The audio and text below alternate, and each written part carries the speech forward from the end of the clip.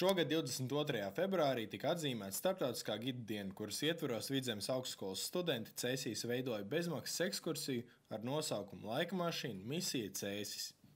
Ekskursijas mērķis bija popularizēt turistu gidu profesiju, kā arī parādīt Cēsu pilsētas iedzīvotājiem populārākos apskates objektus citā skatījumā. Ekskursijas dalībnieki veica ceļojumu laika mašīnā no 13. gadsimta senajā Riekstkalnā līdz pat mūsdienām Cēsu pils turisma informācijas centrā.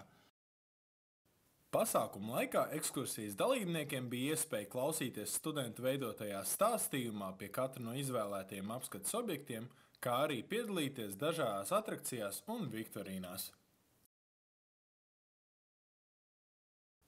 Ekskursija noslēdzās Cēsu turisma informācijas centrā, kur tās dalībnieki varēja baudīt karstu tēju un noskaidrot vairāk informācijas par turistu gidu profesiju, kā arī dalīties iespaidiem un ieteikumiem saistībā ar pasākumu norisi.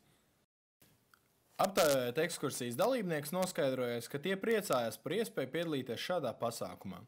Ekskursijas dalībnieki arī atzina, ka labi pavadījuši laiku, piebilstot, ka nākošgad arī labprāt piedalītos šādā ekskursijā. Ar saviem iespaidiem par pasākumu norisi dalījās arī Vidzemes augstskolas pasniedzēja Iveta Druva-Druvaskalne. Informācijas bagātība bija, manuprāt, laba un ļoti precīzi atlasīta. Tas man patikās.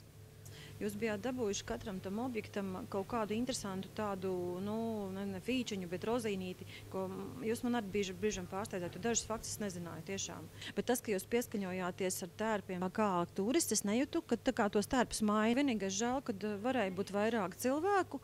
Man patikās jūsu videoklips, kādā jūs uzrunājāt, bet tā informācija, acīm redzot, bija bišķi pa vēlu. Spēles bija labas. Balvas arī jūs bijāt labi padomājuši, tiešām tāds labs. Beigas arī, te malači īstenībā arī ar to tēju, tas tāds foršs risinājums, manuprāt, tāds vienkārši, bet es tā visu laiku domāju tā, ja būtu 30 cilvēki, jums tēju tiešām pietika 30 cilvēkiem? Mums tēju pietika arī 40 cilvēkiem. Tādi jūs bijāt malači.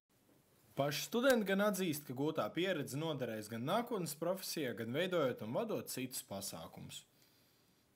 Šis bija Jānis Trautmanis, un jūs skatījāties VIA Mēdīju ziņas.